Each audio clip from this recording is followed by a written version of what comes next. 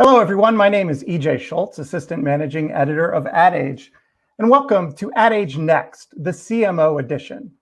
We are thrilled to bring you what we think is a fantastic day of programming that includes some of the most influential CMOs in the business today. As the name of our event suggests, our goal today is to peek around the corner just a little bit to find out what is on the minds of CMOs heading into 2021, while also providing some lessons learned from 2020. And of course, I don't have to tell anyone what a tumultuous year it has been. The word pivot has been used so many times, it has become a cliche. But the fact is, to be a successful CMO today, agility must be in your blood. And today we will hear from marketing leaders of companies such as Lowe's, McDonald's, and the National Basketball Association that skillfully navigated the uncertain terrain to really break through. We'll also hear from some of the nation's top corporate recruiters about the changing role of the CMO and what CEOs are looking for in their next marketing leaders. And we hope to leave you with some practical advice, including about how to run in-house agencies, as well as the best media strategies to use as consumer viewing habits drastically change. And we'll talk about how marketers are revamping their structures to bring in diverse talent and evolve into modern-day marketing machines. Finally, we'll get a look at Ad Age's newly released ranking of the world's largest advertisers. But before we begin, I want to thank our presenting sponsors, Acoustic, Adobe, Salesforce, and Shutterstock, and our supporting sponsors, Argonaut and Bright Cove. And now let's get going. I'm happy to bring on screen Ad Age Senior Reporter, Adrienne Pasquarelli. Hi, Adrienne. Thanks, EJ. Hi, good morning. Good morning. Take it away. Let's not waste any time. Good morning, everyone. I'm so happy to be with you today to talk about one of the most interesting marketing stories that we've seen come out of the pandemic, the rise of Lowe's. From one of the most buzzed about brands on the runways of New York Fashion Week to the destination for Halloween trick-or-treating, Lowe's has appeared in some unlikely places this year. A lot of these innovative marketing ideas are the brainchild of Lowe's new top marketer, Marissa Thalberg, who is joining us today. Marissa is Executive Vice President and Chief Brand and Marketing Officer at Lowe's. Hi, Marissa. Hi. Thanks so much for being here. With that intro, you can have me anytime you want. And I know we're right in the thick of the holiday marketing season, the busiest season of the year for many. So I really appreciate the time. Of course. So let's take a little step back. You were hired by Lowe's right before the pandemic, and I know you've implemented a lot of changes from both an operations and a marketing standpoint since then. But let's talk a little bit about where the brand was back in February. How was Lowe's performance pre-coronavirus? Listen, what attracted me to Lowe's is, as a marketer, you sort of start with your visceral reaction to the brand. And I had a really favorable visceral reaction to the brand before I was inside of it. It was a brand I liked, but I felt like I just hadn't thought about it as much as perhaps I might have in the past. And so that became a very interesting challenge, so that I think dovetailed very nicely with the vision of our CEO, Marvin Ellison, and the transformation he's been undertaking since he took over the helm about 2 years ago and brought in a new management team, of which I was kind of the last piece.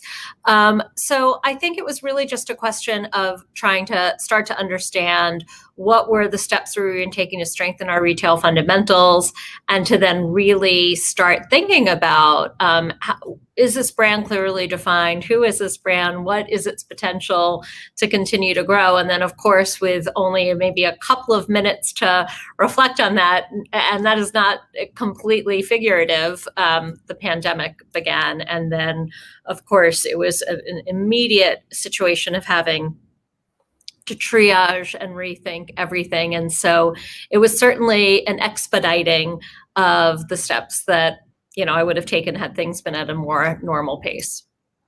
Well, you talked a little bit about what some of your immediate priorities were, but how did those shift when the coronavirus basically upended everything?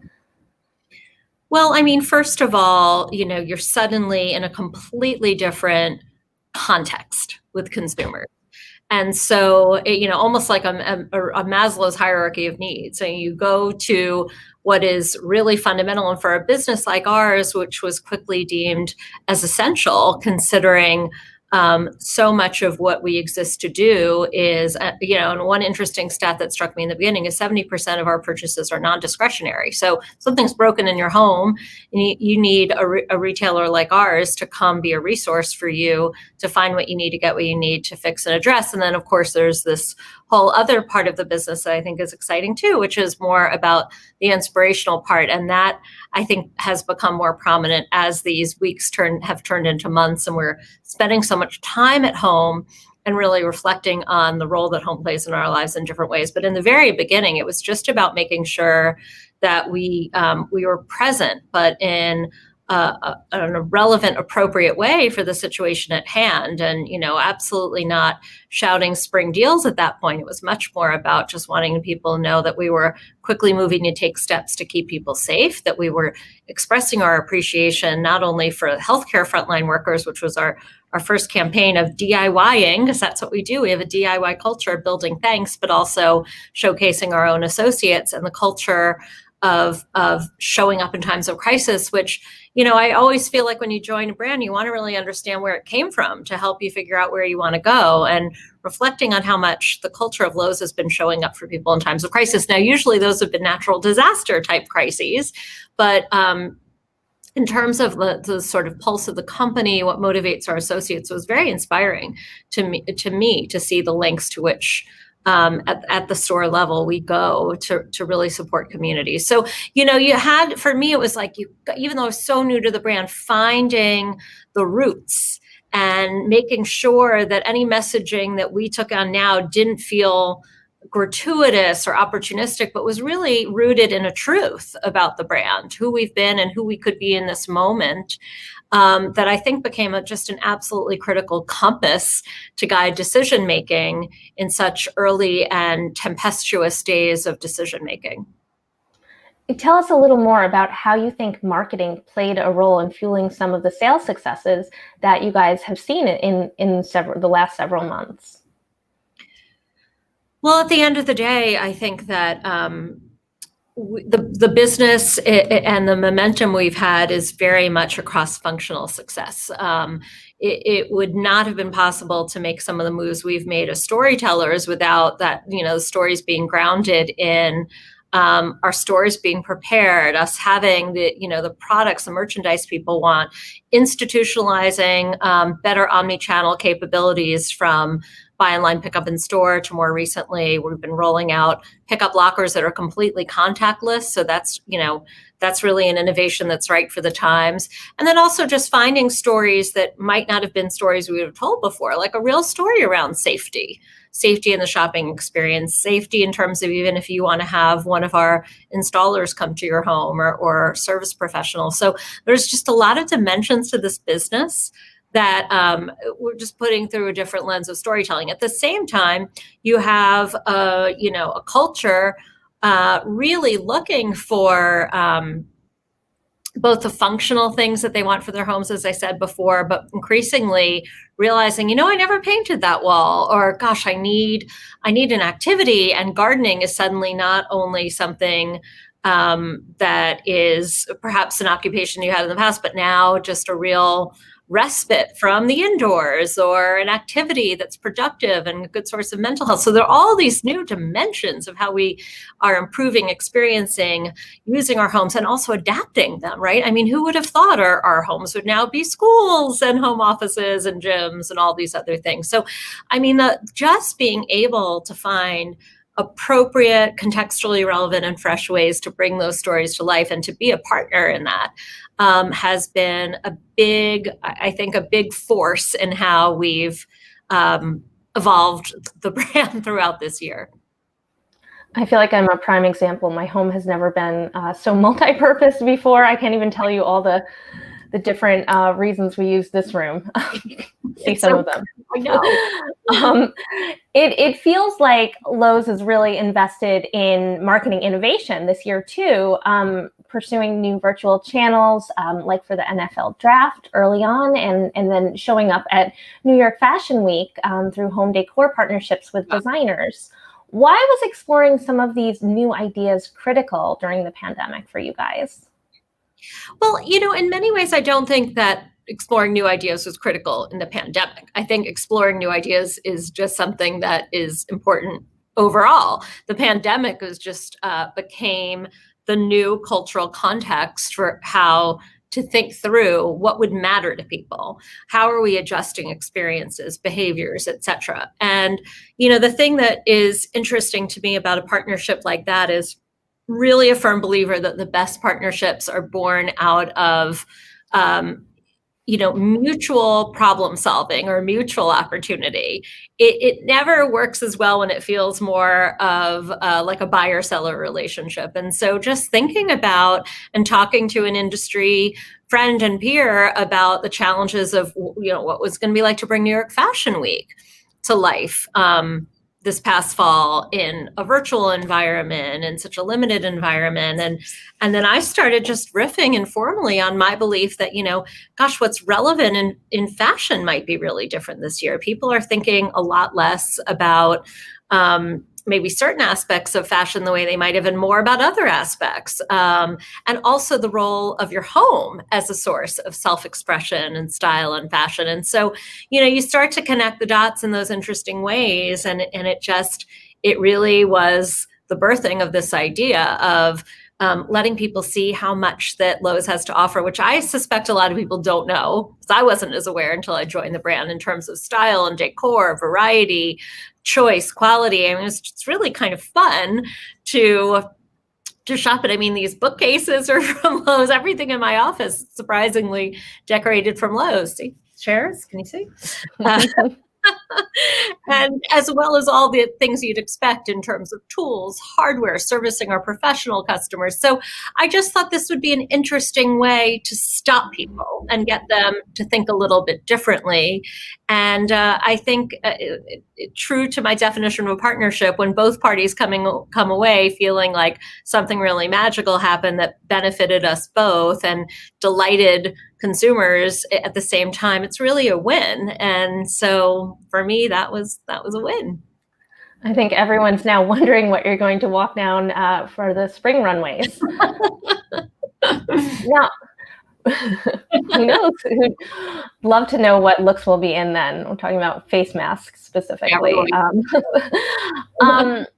From an operations standpoint, Lowe's has also rolled out a host of new services. You touched on some of those earlier, things like curbside pickup and the lockers for kind of self-serve options, social distance ambassadors in stores. How have you been promoting some of these additional services to let customers know that they exist and are available? Well, I suppose that because people have really been shopping our stores, some of it you experience by going to the stores themselves and seeing them. Some of it is about telling people before they get to our stores or before they shop online, to give people that much more confidence and frankly, that much more flexibility in choosing how they shop. And I think, so much of 2020, I've said this before, has been about putting some of these key principles that we've all been espousing and really believing in, but really putting them to work. So as a marketer, talking about purpose or demonstrating being purpose-driven, talking about agility versus demonstrating agility when you have to change everything and it keeps changing. And then I would add to that sort of the omni-channel thing. Some retailers have been amazing this for a while. I think Lowe's has been progressing, but thank goodness a lot of investments had been made in technology and operations and merchandising excellence before I arrived and frankly before COVID hit, so that we were much better poised than we might have been to adapt this way and to make sure that we were really creating a better omni-channel experience in all the ways that really means. So that if you want to go shop in our stores, we are creating safe, convenient, positive shopping experiences in the store environments. And our stores are critical, of course. But if you want to shop online, of course, more and more people are shopping online too this year. We were prepared for that and then how to connect the dots. So if you buy something online and you want to pick up in our store. So, again, like these are not necessarily new concepts, but how we've been able to implement them. And then also think, and you might have mentioned this before, find moments where you can kind of create a little bit of a marketing brand experience around that. So our curbside trick or treat was a really nice example of how to mobilize the stores, allow customers to have an experience maybe they would have had with us in a totally different way in the store. And now they can have it still and feel that they trust Lowe's because we're earning your trust.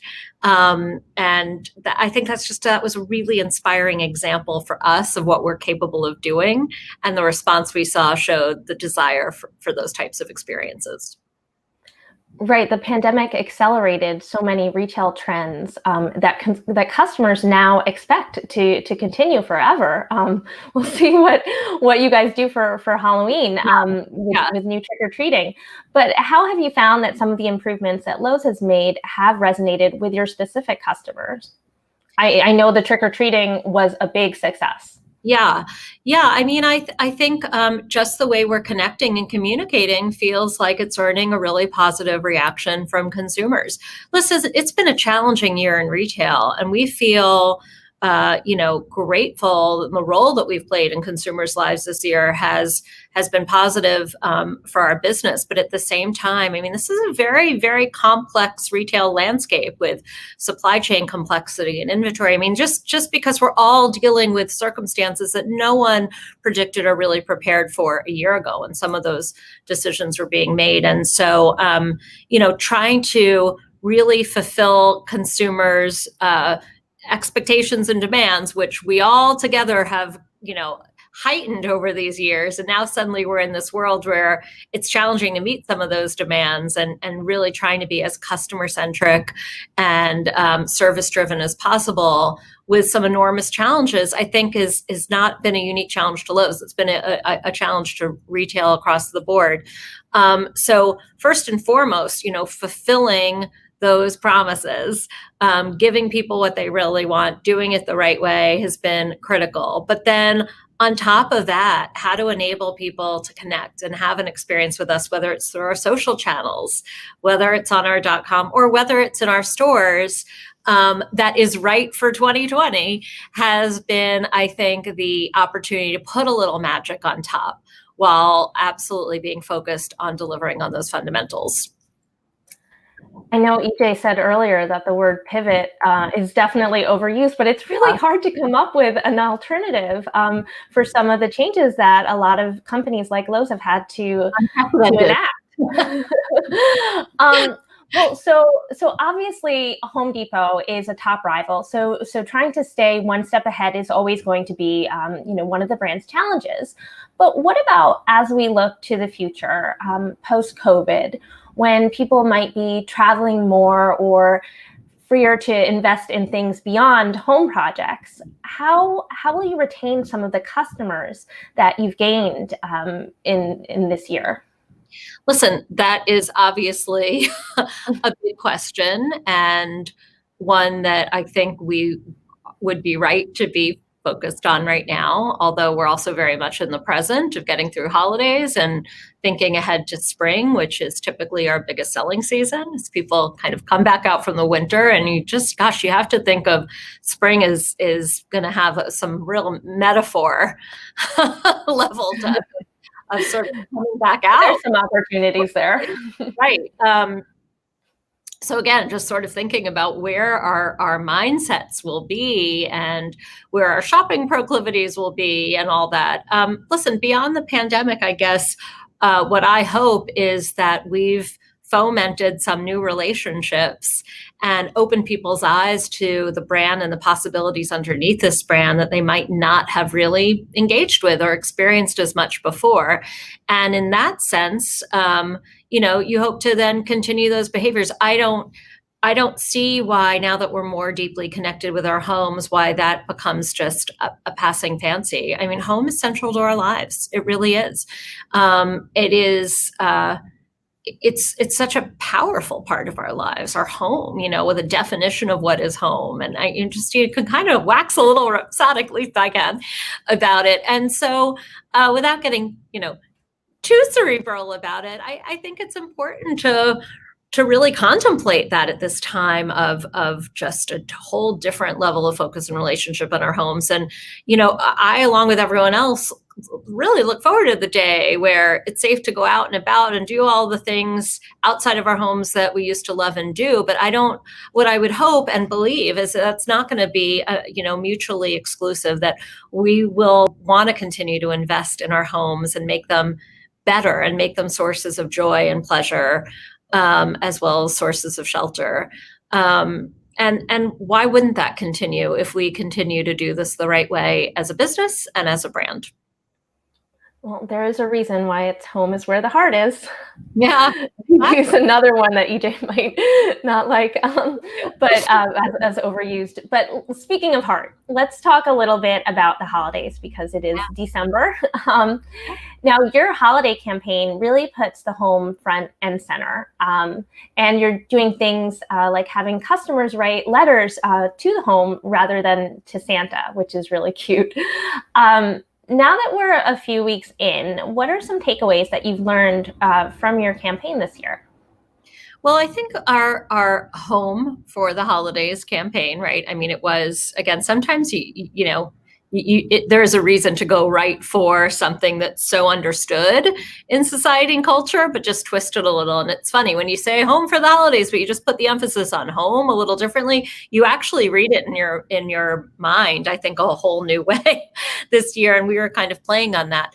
But listen, as a retail business during the holiday season, I think there was the commercial part of the role, which was to think about what gifting for the holidays would be, what dressing your home for the holidays from a trimmetry and decor standpoint could be. And, it's really been interesting. And this is what I love about what we do, is you get to really think about what's happening in the zeitgeist and consumer psychology and plug it in. Christmas and holiday decor has really been selling. And I think it's another reflection of people wanting, craving the rituals, the moments of joy, the sense of still being able to be festive and celebrate, but without maybe all the other additional opportunities and external opportunities that we would have had. So, also for us leaning into, or I should say, kind of creating more awareness about all the things that we sell that you might not have ever expected, that can be a great way to gift yourselves or gift your home, right? I mean, giving back to the home that's given you so much this year. So I think I would classify those as maybe fresh twists on the commercial job of wanting people to think of us as a destination for shopping this holiday season. But then on top of that, I did feel a responsibility to remember the reason for the season, as they say, and make sure that we were, using our platform to keep giving back and doing good. And even as a big business, you think, well, what role would Lowe's have to play in Small Business Saturday? But the truth is, we're a business that supports little businesses all the time. That's what we do with our pro customers. That's what we've done all year, in giving over $55 million in grants to minority-owned small businesses who are impacted by COVID. So, without being self-aggrandizing, I think it's important to use your platform and your power for good. If you have the luxury of, or the privilege of, having become a large brand, you can give back, or donating $1 million worth of pre-lit artificial Christmas trees to homes that are sorely in need of a little bit of joy that they might not be able to afford for themselves. So, for me, it's being able to look at that whole tapestry and feeling like we've done right by the different objectives that we have in any given time period and season. So we are almost out of time, but I thought we could talk a little bit about next year and get a glimpse of what Lowe's is envisioning for 2021. Hopefully it's a very different year, but can you tell us a bit about where you see yourself taking the brand next year? I think it's going to be, to, of course, use a home improvement analogy, a lot of continued building and architecting and decorating this strategy that we've started to unfold. And I think that spring's going to be a really important time for us. But the other really notable thing that I'll drop a breadcrumb on is that next year is actually Lowe's 100th birthday. It's our centennial. So I think that becomes another point of reflection and an opportunity to just think about what this company has accomplished over 100 years of making homes better and what that might mean for us as we set a course perhaps for the next 100 years. Who knows? That's exciting. And were there any other surprises other than COVID-19 from this year that provided kind of a lasting retail lesson for you that you, right, that's the big one. But in terms of other surprises that gave you a retail lesson that you could, talk briefly about to leave our audience with something to take away.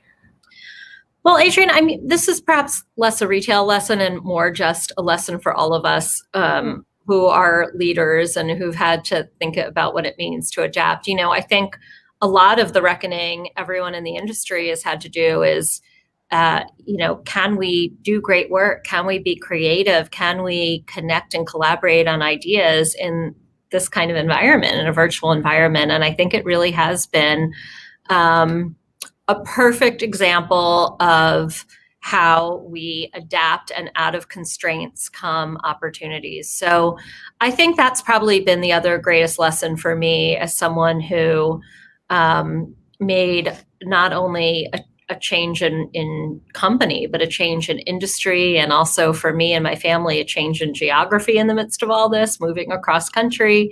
And it does make you really reflect on kind of your values and thinking about what it means to really still bridge, still be able to connect in real, human, authentic ways that give people the sense of solidarity and safety to want to bring ideas forward, to want to try and to get on board with a whole new way of doing things. So I think that's probably the biggest other moment of reflection through all this is we can, maybe this isn't ideal, but at least thinking about all the ways in which maybe it's opened up some new ways of communicating, who knows, that are maybe even better and should continue post-pandemic, along with the hunger we all have to just be back in person again together.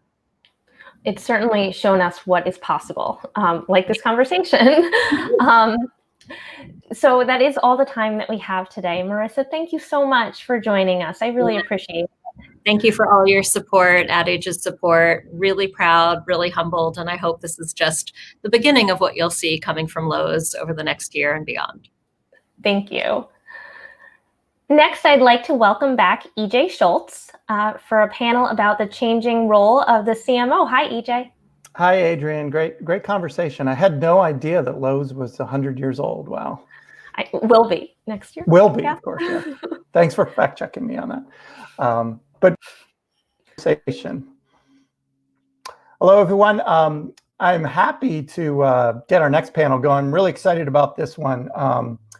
We are going to be talking a little bit about the CMO job market and the changing nature of the CMO role.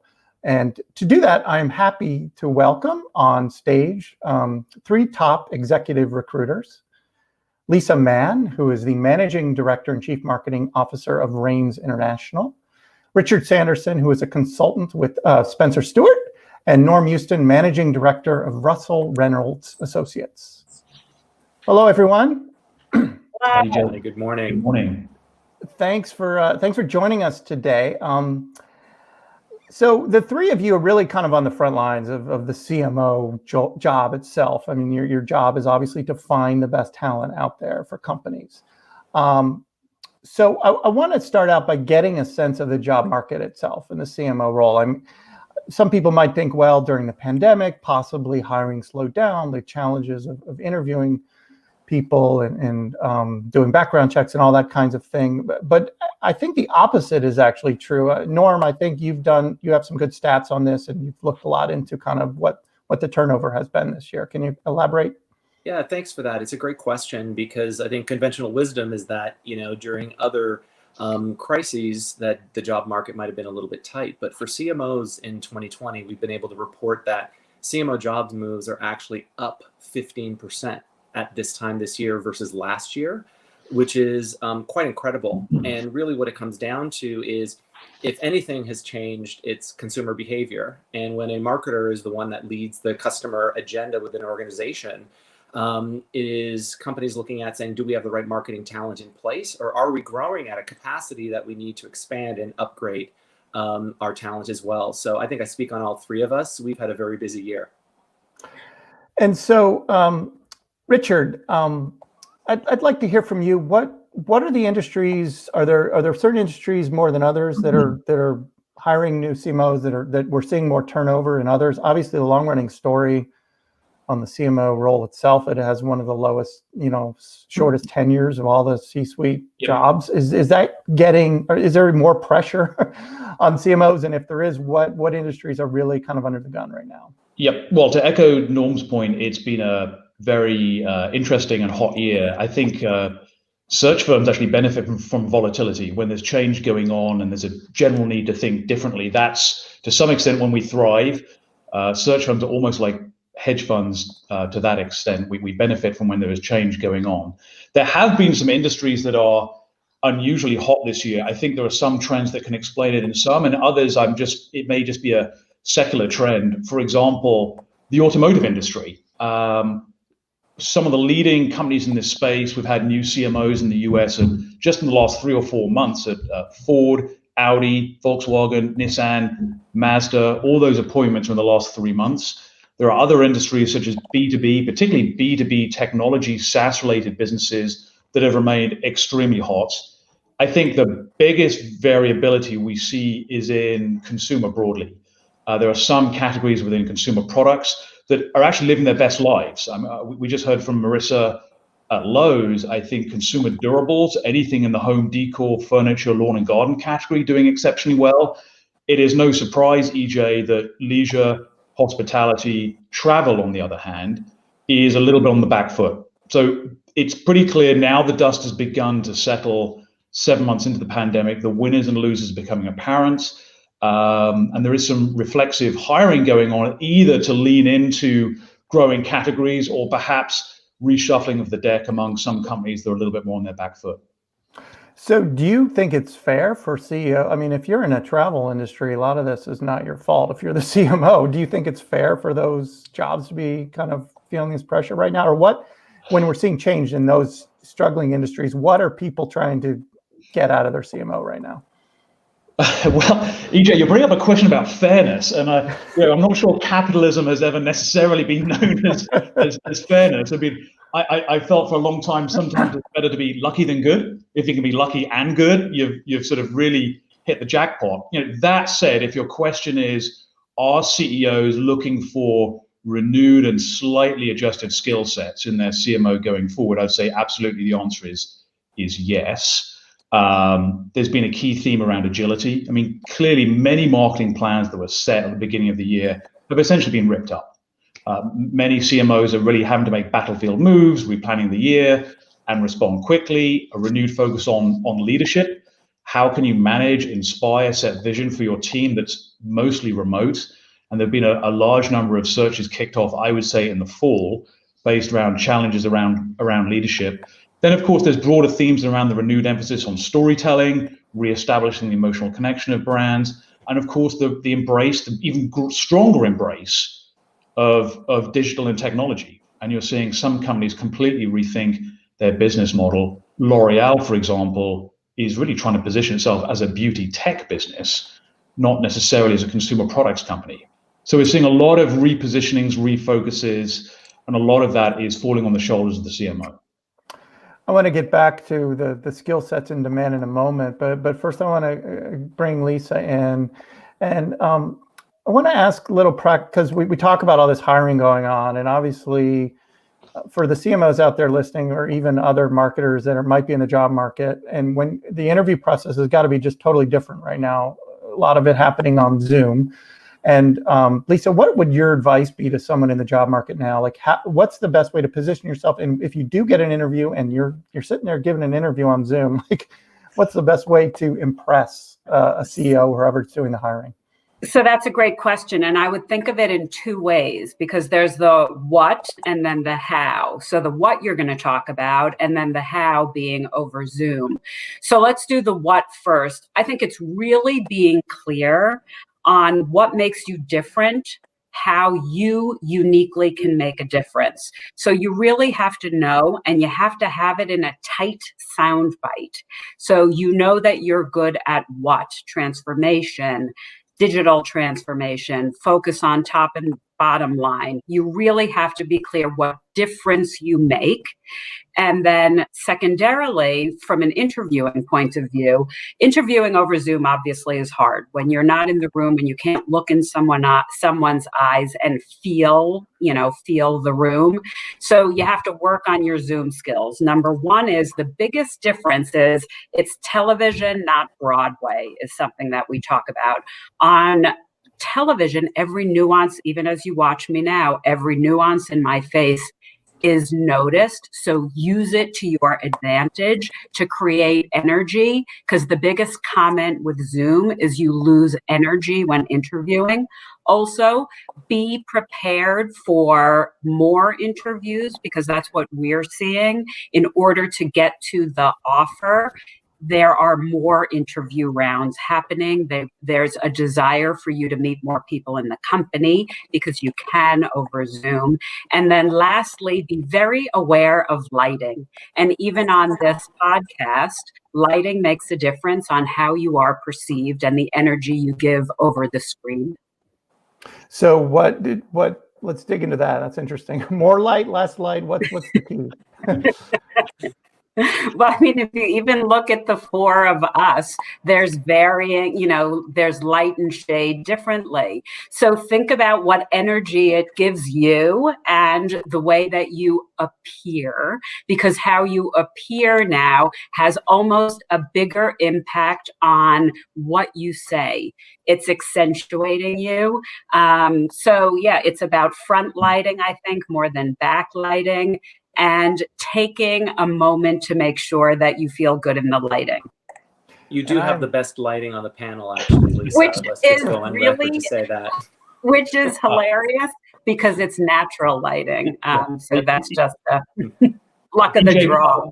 My top tip, sit in front of a north-facing window. So at no point do you have the sun glaring onto your face, but you have enough natural light coming in. Go and find a north-facing window, sit in front of it. That's the top tip. I think I'm in an advantage. I'm in Chicago. The sun never shines in the winter. There we go.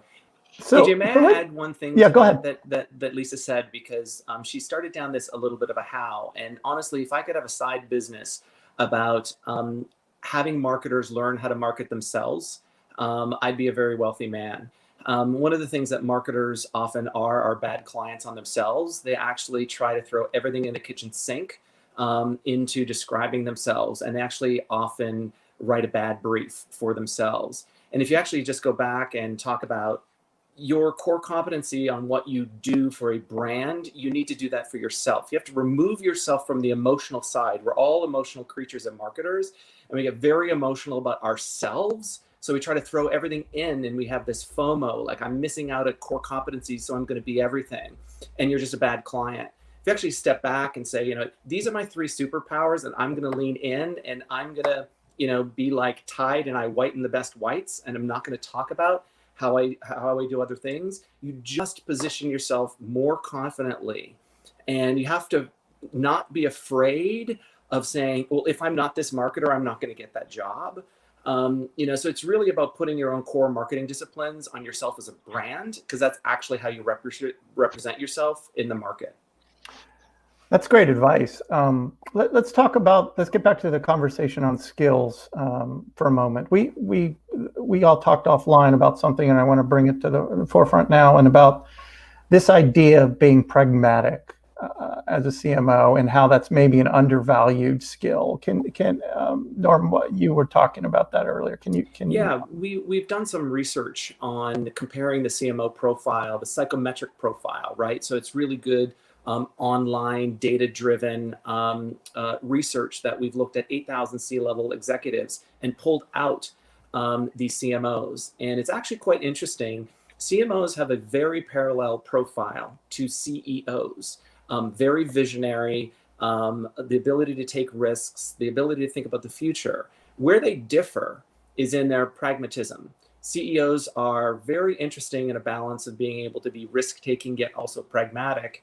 And a lot of CMOs are risk-taking but lack in pragmatism, yet the other C-suite leaders are high on pragmatism. So if you're a CMO and you're sitting in a C-suite and you feel like one of these things is not like the other, it usually is around your lower pragmatism, right? So that's why often CMOs that have GM experience or revenue experience or growth experience, that almost pushes them into thinking about some pragmatic features about what their job is versus just brand.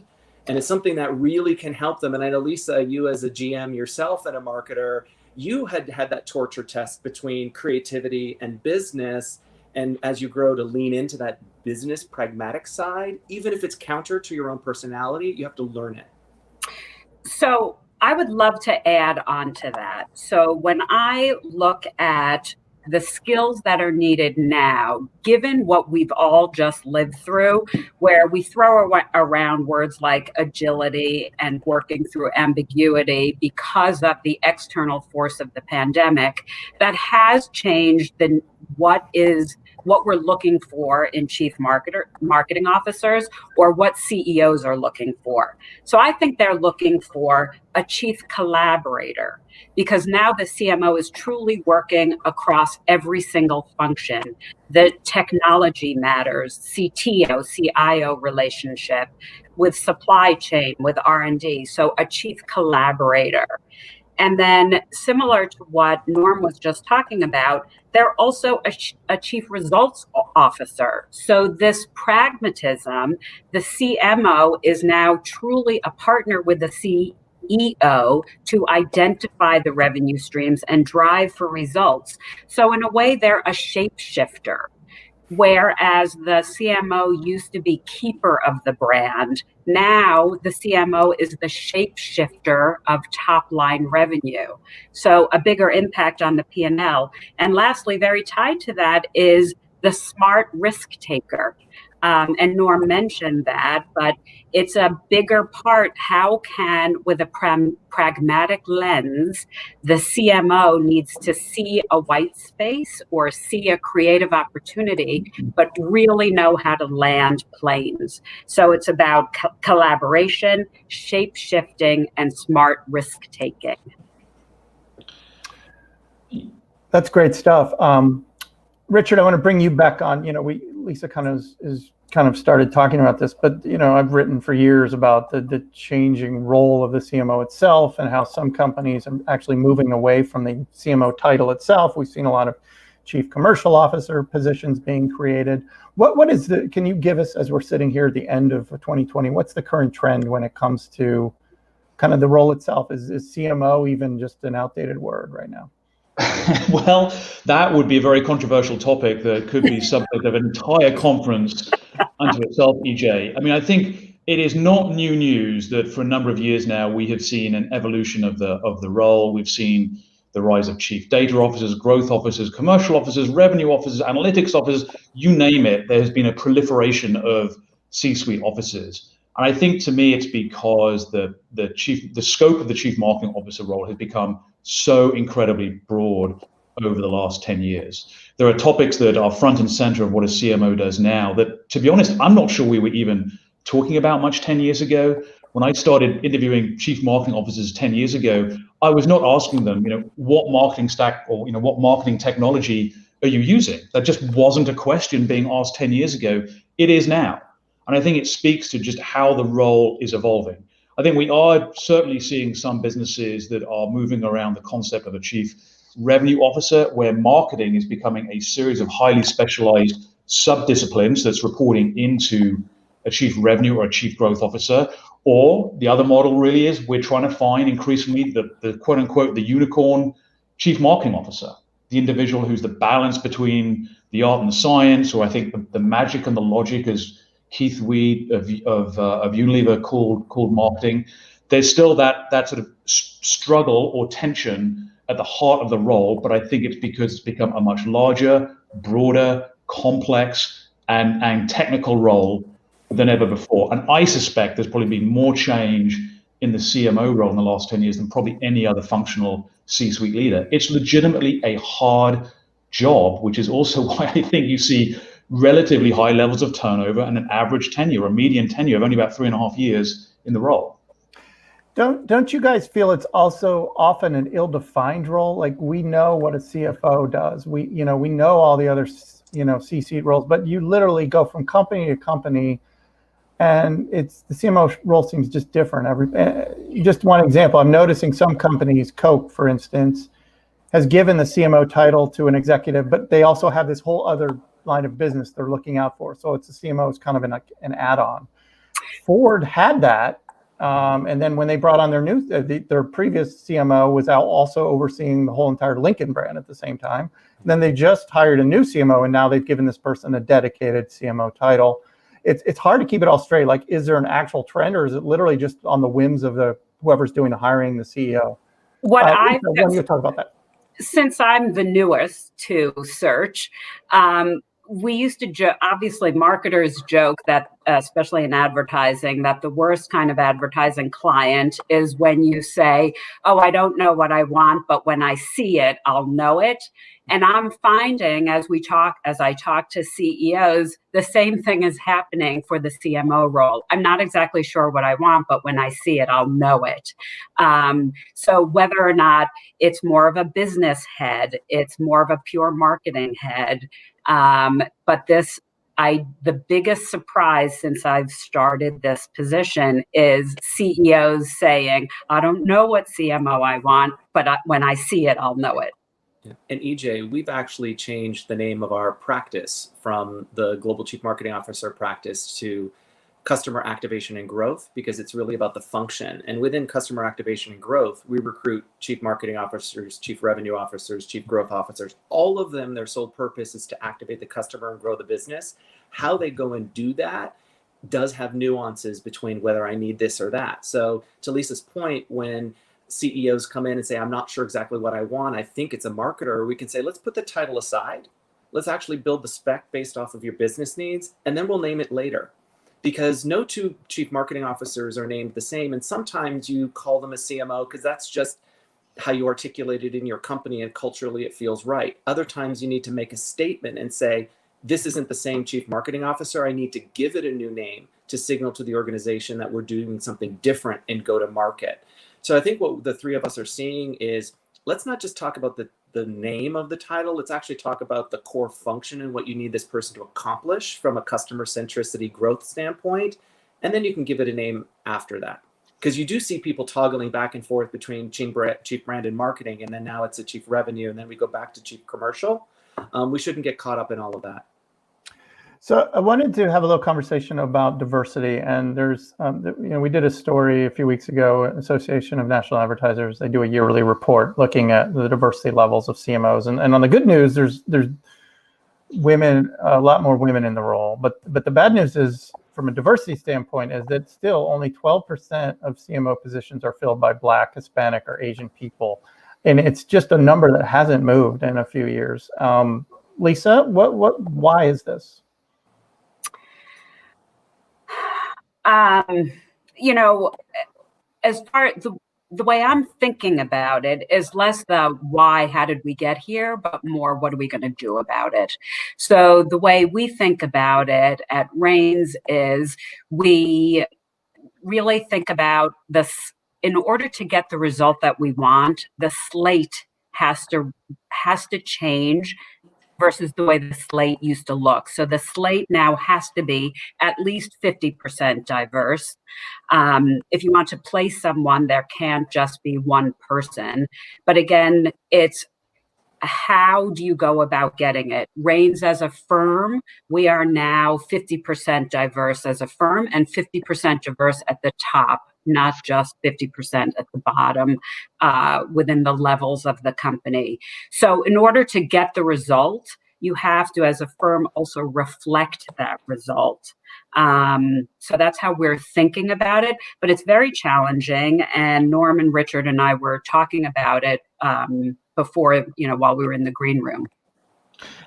EJ, perhaps I can take a run at answering your question directly, which is I think the hiring processes today really are not set up to promote diversity, and we're seeing some clients rethink the entire process. So what do I mean by that? So today, you have an open role, you run a search, you can present a slate of candidates that's appropriately diverse, 50%, as Lisa said, whatever the threshold is, and then hope the hiring manager makes a certain selection.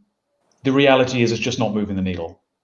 And so instead, we're beginning to see some clients really completely turn around the process, and they're saying to us, find the talent, bring it to us, and we will appropriately evolve our organization structure to allow that person to fit into the role and be successful in that role.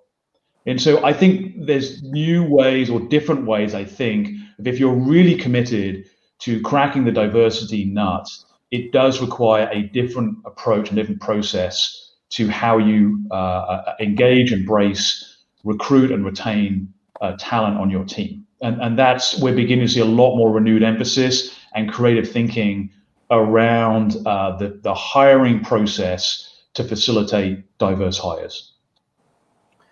I do think this is probably not reflected in the numbers yet on the report. I do think there has been recently some progress just in kind of the story, the announcements we've seen in the last couple of months. Do you guys agree with that? Yeah, I mean, I know, EJ, I think you actually wrote something about it in Ad Age. Look, there is plenty of anecdotal data. I think what was interesting is I actually read some of the comments is from some of your readers is that anecdotal evidence is not enough. And I do tend to agree with them, which is why, I think if you can really rethink the process rather than just relying on a bit of luck, you can really make some commitments to improving diverse hiring processes. Yeah. And I want to add on to that just a little bit, because I think Richard touched on something that, there's the selection process because there can be an ambition to be different, but the enabling and creating an environment for success and supporting that executive to be successful there. So I think that that's an emerging process that is being developed by many companies to help to ensure success and support that individual over time to make sure that they're successful. So again, similar to the marketing world, not launch and leave, but launch and support over the long term. That's a great spot to leave this conversation. I know we could go on forever, but we're out of time. I want to thank you, Norm, Richard, and Lisa, for a really interesting conversation, and would love to have you back soon to update us next year on kind of these trends. Thanks again. Thank you. Thanks, EJ. Thank you. Bye, everybody. Bye. Up next, we have a message from our sponsor, Salesforce. We'll be right back after this.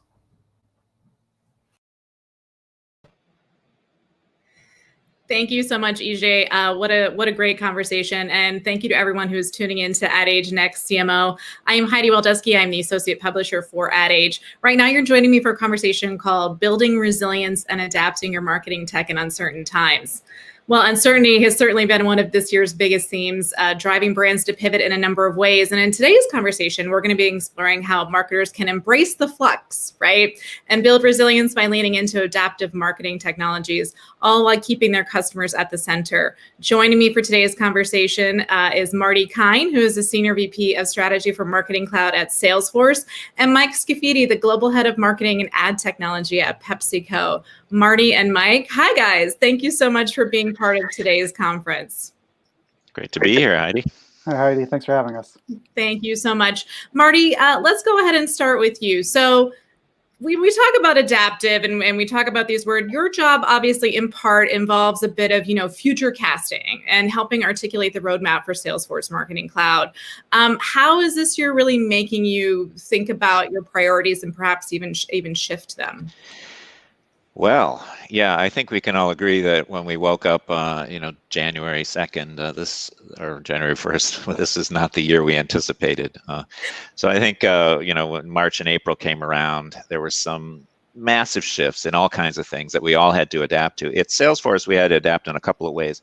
One is personally, as a company, we're a big software company, as global, and we were impacted in all our markets right away. And we had to figure out how to react to what our customers needed more rapidly. And I think that's the situation, every company was in. I'm sure Mike was in that too. So we needed to, first of all, develop new features. Like we launched Work.com, which is a product, and one of the features in there is contact tracing. In 2019, there weren't very many people asking us for contact tracing software. The other thing is a lot of our customers for Commerce Cloud, we saw their volume double, essentially, as people started to buy online. They were sitting at home buying online. And they had to do things like enable curbside pickup. Again, that was not something that was asked for a lot. And we had some customers come to us and say, if I can't do curbside pickup, in the next 2 weeks, if I can't stand it up, I'll be out of business. So we had to enable that, develop that very rapidly, which, it's 24 hours, the engineers, all hands on deck. The other, finally, the other thing is internally, we actually did a reorganization in order to adapt more quickly. The theme here is quick. We created a business unit, Digital 360, which is a new business unit that incorporated Marketing Cloud, Commerce Cloud, and Community Cloud, or now Experience Cloud, and put them all under the same umbrella. And the reason there was so that marketing and commerce could work together, more rapidly and respond more rapidly. So there's a lot going on, and I think we just had to adapt quickly. Yeah. Yeah, no, I love that conversation about speed, agility, and I definitely want to come back and talk about those specific things. But Mike, let's bring you in. Same question for you. I don't know if you're moving at the same speed as Marty and Salesforce are moving here. I'm sure that you are. But your priority is really making sure you're using marketing and ad technologies, right, to create and maintain a direct line to your consumers. How have you changed your approach coming out of this year, Mike?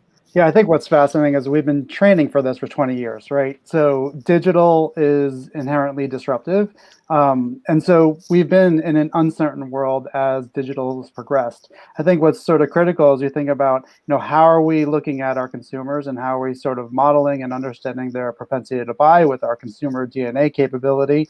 We've had the ability to sort of adapt to be able to deploy those audiences on different channels very quickly, and along with that, as consumers change the way of engaging with content, we are able to adapt and move and talk to those consumers on those different channels. The other areas that we accelerated was our direct-to-consumer business, right? We were looking at how we launched our direct-to-consumer snacks and sort of pantry capabilities in our snacks.com site, as well as our pantry shop site. So within 30 days, we sort of stood up our e-com capabilities and we're delivering direct to our consumer, really starting to understand how do consumers want to engage with brands, and do they want to have a direct consumer relationship. So part of that is sort of leaning on the things that we've been doing and sort of training our muscle for over the last 2 decades. And then we accelerated them as we sort of came out with our direct consumer business. There we go. Acceleration. I feel like we're catching on to a theme here, guys. So we're saying about digital being inherently disruptive. Marty, so when we're thinking about adaptive marketing, is it really always just being able to respond to disruption? I mean, how are we really defining it? You're standing up entirely new products, but how are you thinking about adaptive marketing as a whole? Well, I think of it as kind of like adaptive people. When I think of someone who's resilient in tough times, as I think we all had to be this year, what do you need? You need one thing, which is an ability to sense and respond rapidly. But the other thing that we all need, and this is relevant to Salesforce, the other thing we all need is a firm foundation. We need kind of a good sense of what the North Star is, and also a good kind of data foundation. And that's the approach we've taken at Salesforce. What I mean by that is if you have your typical marketing stack has a data layer, a decisioning layer, an engagement layer, and then measuring and optimization. So those 4 parts. And we're investing down the stack at the lower levels, the data layer, data organization, identity management, data harmonization.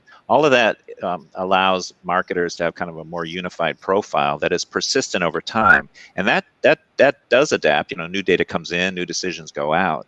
But it has actually kind of a bedrock upon which you can then build this rapid response capability. So I think there's an analogy there with the resilient type of individual who has both the North Star and then the ability to respond.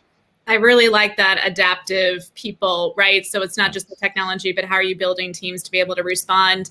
Mike, how are you taking that in as a large consumer brand? Obviously, you're doing this a little bit differently than Salesforce, but really, is it about adaptive people? Is it the ability to kind of shift and keep your teams focused? How are you doing that? I think that is exactly right. What Marty was saying is there's foundations, right, that that you can rely on. If you have those foundations in place, that allows you to adapt to the uncertain nature. So we have restructured internally how we're approaching fundamental things like how we're doing our measurement, right? We have built our own ROI engine to help determine what is the impact of our media, and so we can start to stabilize on what we know, so we can adapt to what we don't know. As I mentioned earlier, our consumer DNA approach and how we sort of stabilize our understanding of the consumer, so then we can adapt to where those consumers are and how we can address those consumers at a global level, based on either device ID or household ID or zip code, or all the way up and down sort of the fidelity and understanding of where those consumers live and how they shop. And so it's critical that we focus on stabilizing our base so we can adapt to the flux. Now, is that something, and Marty, I'll even ask you, like, is this, the speed and adaptation, are you really moving any faster than you were before, or is this just simply throwing new challenges in your way? Mike, we can kind of go back to you since we ended with you, and then Marty, I'd love to hear your answer to that question too. Yeah, I think what's interesting is it allows you to progress in other areas, right? If you don't have your base, then you end up reinventing your base. Whereas once you have your base in place, you can build on top of that. And I think that's what we're accelerating in new capabilities, because we've created standards and capabilities around that base. And again, those new capabilities will be able to adapt as the new opportunities come in personalization, right? Or new opportunities come in identifying, which channel, is the next channel for us to be able to engage with our consumers on. Got it. And Marty, what about you? Do you feel like you're moving faster, or you feel like we're always going and we're just doing, putting the plans in place? No, we're definitely moving faster. I think there's no doubt, and the tech gets faster every year. So there's capabilities that are enabled. I think the foundation I want to mention here, shameless plug, this book, Customer Data Platforms, which I just published and I co-wrote with my colleague Chris O'Hara. Apologize for that. Shameless plug. That customer data platform as a technology category, it is this foundation that we're talking about. There's all kinds of shapes and sizes of it, but Customer 360 at Salesforce, we call it. And it provides that persistent unified profile over time. Now, the fast part, the rapid response, will do things like pull the scoring model out of the CDP and respond on the site or in your app. That's kind of a different layer, the fast-moving, real-time response layer of technology. But these two work together. They're kind of parallel systems that work in conjunction. So I think definitely faster. But secondly, this kind of shoring up the profile level, the customer data platform, if you will, is essential. That's awesome. I love that you have a book about it. So prior to the pandemic, when we're thinking about the bigger catalysts really driving change, we're really centering, we were having a lot of, we still are, but having a lot of conversations around privacy, the future of the cookie. As we shift back to a more quote unquote normal state, whatever that might mean in 2021, does our attention need to return anywhere? I think, as we're leaning into a world of what I call consumer data empowerment, right? We're giving that control of the data back to the consumer. And I think, many businesses and industries are sort of threatened by that because, the current ways that we communicate with our consumer will be changing. And so with change comes, a little anxiety. I tend to say, well, what is the opportunity here, right? Hopefully we'll have more accurate information on the consumer. We can have better, more relevant conversations with the consumer, and they'll be more responsive and receptive to the messages we're giving them because they won't be overwhelmed. So hopefully there's a plus side on this where we can determine how do we have this relevant conversation that they're welcoming to have. Got it. Marty. And I do think, yeah, I mean, I remember in January we were talking about cookie apocalypse, some of us, and then March came around and we stopped talking about cookie apocalypse because there was something worse around. Put things in perspective, I'd say. In general, my approach and our approach, I think, is we welcome whatever comes next. We don't know what's going to happen with the third-party cookies in browsers. Nobody knows. The future is being made right now, but I think that is an opportunity. Chaos is a ladder, as they say. And what I mean by is exactly what Mike was saying. The ability to involve the consumer in the conversation. The third-party cookie was created and enabled by browsers, Netscape, back in 1995, without consulting consumers. So this is an opportunity to get it right. And I think whatever the identifier is, it's going to be transparent, data is going to be collected openly, and the consumer will have control. So if they change their mind about a brand, they can retroactively opt out. And all of that is just almost like common sense, but it hasn't been enabled in the underlying tech, particularly in ad tech. So, we think that the future will be better, but getting there, as Mike alluded to, is, sometimes messy. It can be a little messy. So to that point, we all need not just adaptive people, right, but adaptive partners. So when we're thinking about, and I kind of had this question for you, Mentor, but Mike, let's talk about it too. What are the hallmarks of a successful marketing technology partnership, right? What kind of questions should we be asking when we're going into a partnership, or when we're looking at those people to really help empower our teams to do more? Yeah, I think, when I think of sort of uncertainty and talking to our partners about uncertainty, what I really try to get to is what are the trends that they're identifying, right? And how are they preparing for those trends? So, they might not know exactly where they're going to end up, but they're starting to prepare in that direction. So, around this whole consumer identity, right, is how do they have adaptive consumer identity so that they're not only tied to one piece of technology for their entire business, and how are they preparing? So along those questions, right, how are they identifying where the next disruption is going to be, and are they going to be able to take advantage of that next disruption, or are they going to be victim to it? Great question. Marty, I'm going to give you the last word on this. How can we think about finding the right partners, and how should we be approaching that? I think there's a lot of discussion this year appropriately about first-party data. And I think that a partner and a technology partner has to be having that conversation. What sort of data are you going to be collecting about your customers? But more importantly, what are you going to do with it? So what is the purpose? And the lens should be, what is the value that you're giving, and what are you getting in return? So it's much more about an open, transparent relationship with customers where you both know what you're getting. And it's transparent, to overuse that phrase. But I think that's really the sign of a good partner, is that they're listening to you when you talk about what you're going to do with your first party data, and they're responding with the right tech. That's really fantastic. Well, Marty and Mike, thank you so much for being part of today's conversation. Really great insights and information. Thank you both for taking time out of your day to do this. Thanks, Heidi. Thanks, Heidi. Thanks, Mike. Thanks so much. Now, for the rest of you, I'm going to toss it back to Adrian Pasquarelli, who's got a great conversation coming up for how to structure your marketing teams to excel in 2021. Adrian, over to you. Thanks, Heidi. So our next panel explores a new angle on a very timely topic. We've heard a lot about how CMOs are building innovative teams and the importance of speed, and also having a diverse group of employees from different backgrounds. But what we haven't heard a lot about is how these teams get created. This session will explore how CMOs are hiring and structuring their marketing departments. Joining me today, we have Seth Freeman, Vice President of Marketing at Focus Brands, which owns food chains such as Auntie Anne's and Carvel. Carla Hassan. Hi, Carla Hassan, the recently named Chief Marketing Officer at Citi. Hi, Carla. Hi.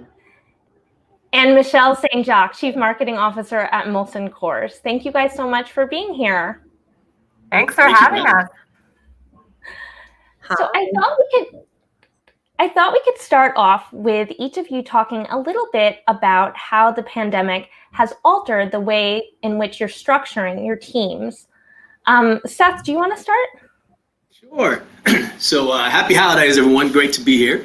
First and foremost, so I lead up marketing for the small but mighty Slosky's brand here in Atlanta with Focus Brands. And in the restaurant space in particular, like many other spaces, we have applied a great deal of focus on kind of the shift towards a more digital environment, right? So if you think about restaurants, there was this notion of dine-in versus takeout. And so there's been a lot more of a heavy focus on our digital channels. And so as we think about hiring, just trying to make sure that we've got that balance of sort of a person who is digitally oriented and savvy, someone who's highly entrepreneurial, some of the same sort of fundamental things that we look for in terms of hiring and structuring our teams. But I think a great deal of focus on our digital environment, e-commerce clearly is something that is more important to us now than it was before, given this notion of convenience and accessibility that folks have to have as it relates to being able to tap into our brands. And so that's probably been the biggest shift as it relates to the pandemic and then how it has played into our hiring decisions and how we've structured. Carla, what about you? Have you been struck? I know you're newly in the CMO seat, but has the pandemic kind of made any big shifts into the structure of the marketing department at Citi?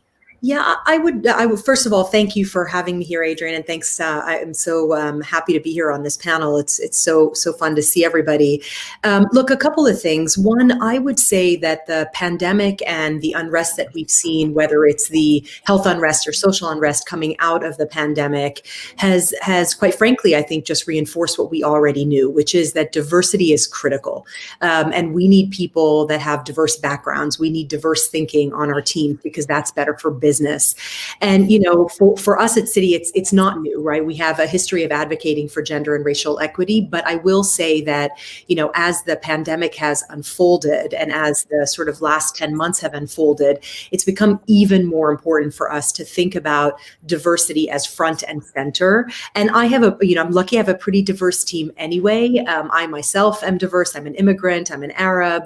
And so I come to the table with different points of view and perspectives anyway. But I do think that that's one thing that we really have focused on. And, we've taken it beyond just our own marketing teams. I mean, obviously, like you said, I've gone through a restructure of my own teams as we've combined all of marketing and branding and unified them under one at Citi recently. But, and so in and of itself, that inherently, you need to think about the kinds of people that we need sitting at the teams. But I will say it's all sort of, colored with the sort of lens of how do we get the most diverse teams from a background, from a cultural standpoint, from an ethnicity standpoint, from a experience standpoint, and then taking that beyond just our teams. So we're working now with our marketing and our communication agency partners as well, right? I've issued some guidelines to increase representation of people of color on our accounts in their leadership teams. So we're trying to create an ecosystem of having the most diverse talent sitting at the table, both from a skill set standpoint and a cultural standpoint, because it's just good for business. What about the current structure? Michelle, how big is your current team, and what disciplines does that include? Yeah, thanks for the question. I just had my 5-year-old just wandered in here, so I felt like I was about to have one of those moments, right? So I'm glad the spotlight was on Carla. So certainly when we look at our team within marketing function, I have both brand, I have the media team, the insights team, the innovation team, our digital specialists all sit within our marketing function. And I think to your original question, when I think about the biggest impact from the pandemic specifically, I think it's been less for us about the structure of our marketing organization versus the culture of our marketing organization. We've spent a lot of time talking about how do we move with more speed? How do we move with more agility? How do we make sure that, we have a plan, but we're ready and able to throw that plan out the window based on what's going on in our consumers' lives and in culture at that moment. So last year we started this mindset around, we call it fast, messy, awesome, which is basically that premise, which is like you have a plan until you don't have a plan, and then you need to pivot and you need to be able to adjust to make sure that you meet consumers where they are. And if you think about 2020, there's been no more of an important time to have that mindset and have that culture around fast, messy, awesome. Because, if I think back to February and March, we had our plans ready to rock, we were ready to go. And certainly a lot of those have had to change and pivot quite dramatically based on how consumers were engaging with our brands, where they were engaging with our brands. And I've been really proud at how the marketing organization has shifted from a cultural mindset to be able to adjust in that environment. So, for example, we've created 40 new campaigns since March. right? That again are all about trying to identify that intersection between what was happening with our consumers and what our brand stood for, and trying to find those authentic ways that we could really have a role in consumers' lives this year. So for me, it's been very much less about structural changes to our marketing organization, more about creating an environment of empowerment so that the teams felt like they could move with speed to adjust and ultimately win in the marketplace. Yeah, it seems like this speed and agility, ability to respond to a lot of the cultural events is super important right now. How does that come into play when you are building your teams? Do people have to shift into other roles, just wear many hats, that kind of thing? Does that become an issue at all? Michelle, maybe you could start on this, and then I'd like to hear from the others on this question as well. Sure. So to me, I mean, we have to make sure we're operating in a fluid way when we think about our resources. So absolutely, there's been priorities that have shifted within the organization based on, again, what consumers are buying and what was happening. And we needed to make sure that we had the right people in the right places and on the right brands.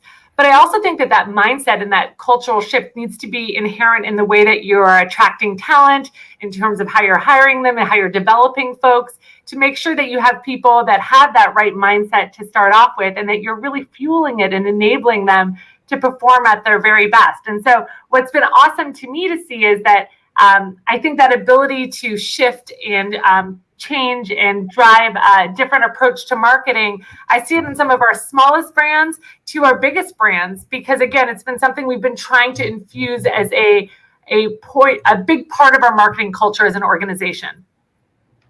Yeah, if I can jump in, actually, necessity is the mother of invention, right? And so we found ourselves, whatever it was, like 9 months ago, in the situation where, like Michelle said, I think that we were always so painstakingly thinking about these campaigns and how long they took, et cetera, et cetera. The amount of content we have put out in the last 9 or 10 months is mind blowing when you think about what we used to do, and so it really is a mindset shift in the organization. And it's actually been, for me, really, really exciting to see when you allow your teams, when you give them clear direction and then just allow them to go do the work, they most of the time will come through. And so, it really is, it's been wonderful to see that. Again, it's not necessarily the structure. I do think there are some roles and some skills that we have had to bring in and that we're thinking about bringing in that are deep skills that you've got to know, versus being a more of a generalist in some cases, depending on what the business objectives are. But this notion of having a team of people that over the last 10 months have actually gotten a ton of energy from, getting things done very, very quickly in a quality way and impactful to the customer and to the client, and then obviously, to the business as a result of that, has been really, really wonderful to watch. And as leaders, I think it's just that's what we do, right? Like it's our role to actually put that empowerment in the hands of our people. Yeah. And what I love, sorry, go ahead, Seth. No, I was going to say, I mean, I really, really dig what you guys are saying. And in particular, I think, as you're talking about sort of this notion of you're being able to be nimble and flexible, et cetera, I think it is sort of steeped in your ability to sort of listen and identify what's happening in culture, right? And so as I think about the content that we're making on the fly in a more nimble and fast way, it has to be steeped in what's happening out there with regards to consumers. I'll give you an example. In my last role, we was leading a sports bar. So we were acknowledging what was happening with consumers in their homes still playing sports. And we produced some content very quickly that was super relevant, fast paced, and was connected to what they were doing. Same way here, we were noticing that folks are sort of living in this environment where they're at home, they're tired of their lunch occasion. And so it's how do you implement your brand into that occasion in a way that's super relevant and tapped into the insights that you're gathering through listening culturally. Yeah, and what I love about that is, like, I don't think anyone, particularly, or not a lot of people maybe wake up from a marketing perspective, or certainly from our agency partner perspective, being like, man, I can't wait to make another PowerPoint today, right? Like, I don't think that's their starting point. They're like, I want to make something out in the world. And so I think to the comments from Carla and Seth, I think people are making a lot of things right now. And I do believe, to Carla's point, that's an energy creator, right? It's something that actually can help folks create more things and create more energy and hopefully create a culture of creativity. Yeah, Adrian, you said something when at the very beginning in the question of the types of people and have you moved people around? And the short answer is yeah. Actually, I have found that there have been some people that are thriving in this kind of environment where they just can't come up with enough ideas, and so the beauty of having a large organization is being able to say, let's take this person and put them here, et cetera. We just announced a big partnership with Google, and our US CMO,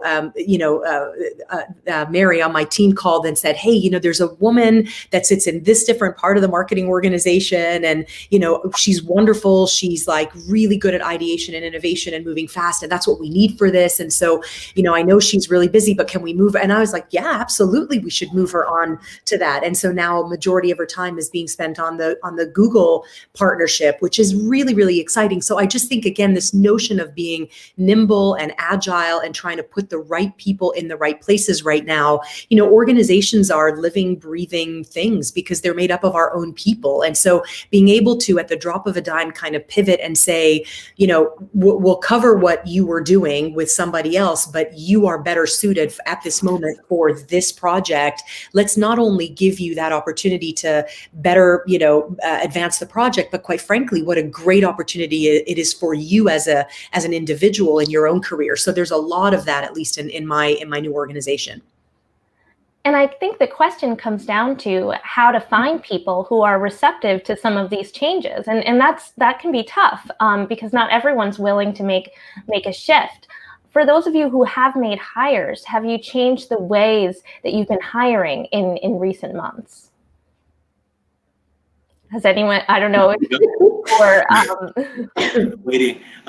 For me, I'd say that I think the approach is still fundamentally the same, right? Looking for folks, sort of trying to make sure that we identify folks based on their capability and also based on their level of what they can do kind of at that next level, as I think about not just their capabilities, but also their potential. But I think that last part is, I think we've all been on the other side. We talk about fit, right? And so for me, as I'm thinking about fit, I want to make sure that I'm thinking beyond kind of the standard sort of protocol of, can I have a beer with this person because I know how to connect with them, right? I think we've got to get out of our comfort zone and think about how we are placing folks into roles sort of based on outside of our comfort zone. I may not know you, I may not necessarily be the same exact person as you, but I know that you've got the potential. I know that you've got the capability, and I'm going to take an opportunity to bring other folks into our organization from a diversity, from an inclusion perspective that typically you haven't thought of. And there are lots of opportunities to do that now more than ever because of the fact that,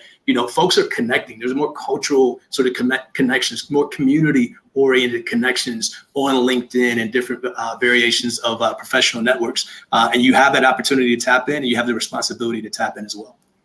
And Seth, for sure, you can still, hopefully, after you hire them, have a beer with them, right? That's still allowed as part of the overall protocol, right? Yeah, absolutely. But anyone knows me knows I don't drink beer. I'll have a glass of wine with you, though, and we can definitely do that. So, all right. I'll choose you with a Coors Light. But there you go. Coors Light. Sorry, my bad. Coors Light. Similar to what Seth was saying, from my perspective on a recruitment and hiring point of view, there's some of the things that are actually the same as what was previous. We want people who are passionate idea builders, who are going to go and get out and go for it. We want good humans, people that you do want to have a beer with. But certainly, I think that the idea of bringing people with a fresh and diverse perspective is critical. When I think about the beer industry in particular, it's not lost on me. I'm the first female in the role that I have right now in our company's history. And part of that is, to me, an opportunity to bring different thinking to the table. And I don't think it's just about gender. It certainly has to be about also a broader definition of diversity and making sure that we have the right representation across people of color, et cetera. So one of the key things that we're focused on is making sure that through hiring, through development, through building a culture of inclusivity, that we're able to attract, a diverse set of talents so we can better, connect with our consumers ultimately.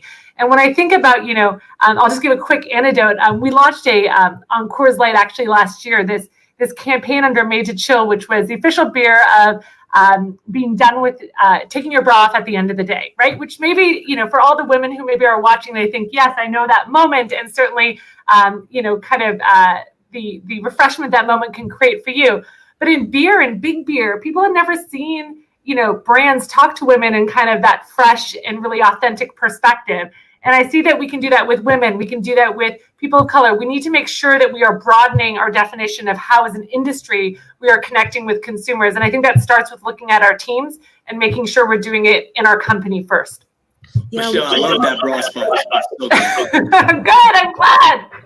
Which actually is. I wanted to talk about where you guys are doing the majority of your hiring from. If you're looking inside your own industry, outside your industry, if you have plans in place with certain universities that specialize in marketing, where are the sources of talent right now? Carla, do you want to talk a little bit about this? I'm happy to. So look, for me, it's less about where we hire from, and it's more about finding the right person for the particular role, who's going to bring something unique to it, and who's going to, add to the team that already exists. And Seth, you were talking about going beyond fit. I think, I always talk about it as who's going to add something to the team, right? And I think from my perspective, that becomes really important, because historically, when we've talked about fit, it always ends up being people that you become comfortable with, or that look like you, or that come from the same places you came from. And really, more and more, how I'm looking at it is who's adding to the team. What's the additive sort of person that's going to come, which I think is really interesting. So for me, it's not necessarily about going to the same universities all the time, because you're getting the same kind of people at those same universities. And so really it's a wide net of where we're casting it. And so, because for me, my philosophy is you can look, I'm 2 years in financial services, right? I'm not a financial services marketer. I grew up in consumer packaged goods at Kellogg's and at PepsiCo. And then I did a stint in retail at Toys R Us. And I find myself now here in financial services. And, while it's a little bit harder for me, because I'm coming out from the outside of the industry, trying over the last couple of years to learn the business model, the skills are very, very transferable. But the biggest thing for me is, in addition to the skills, is the passion, right? I always say, you can't pay for passion. I can't teach you passion.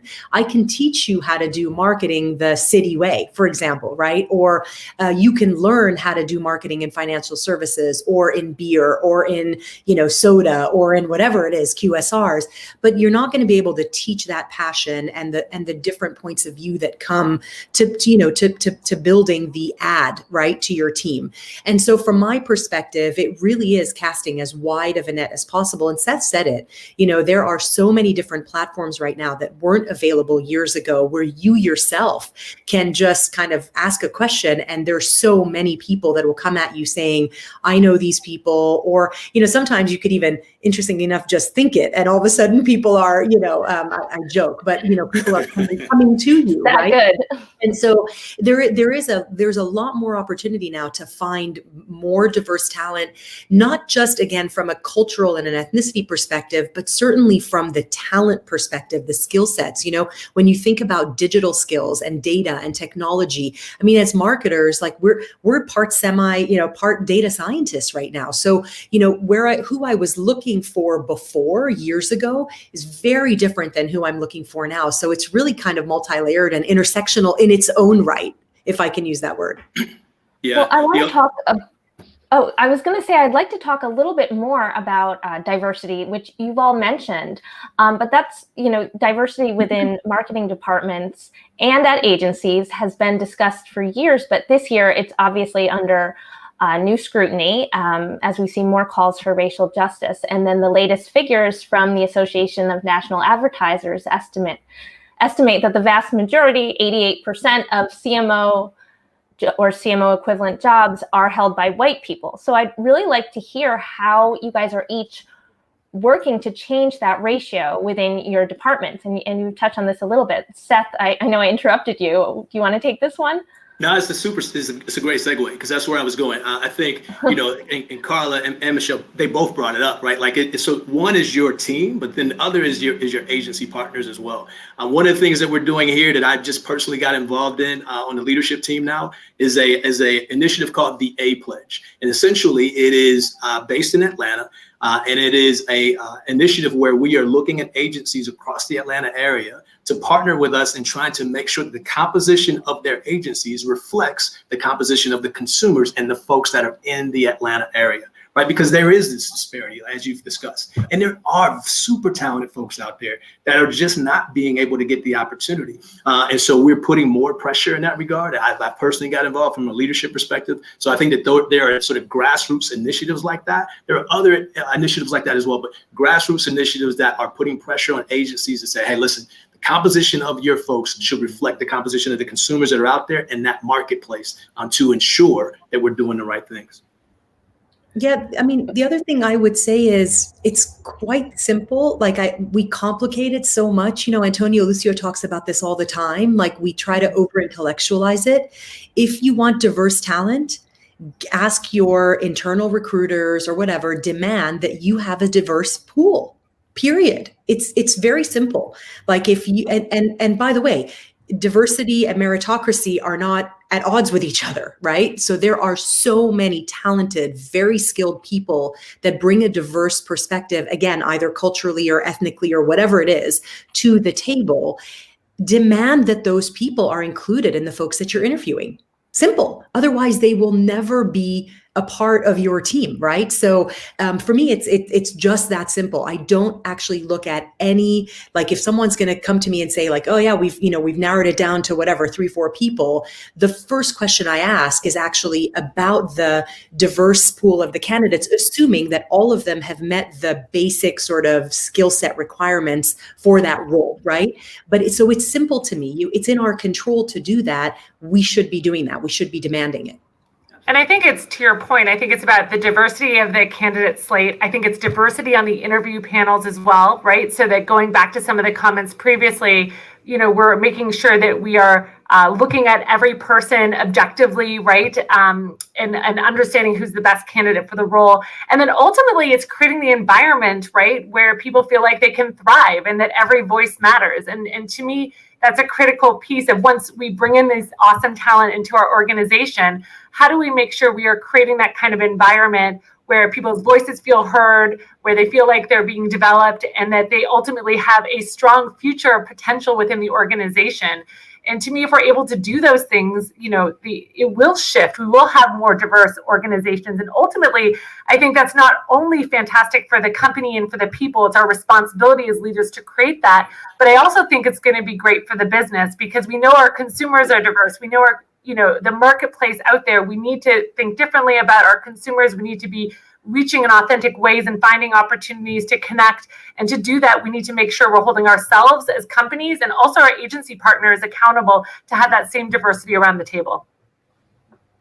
Yeah. Well, we're almost out of time, but I just wanted to touch on one last question. In terms of categories, where do you each plan to staff up within your departments next year? Kind of in a nutshell, which skill sets are you most investing in 2021?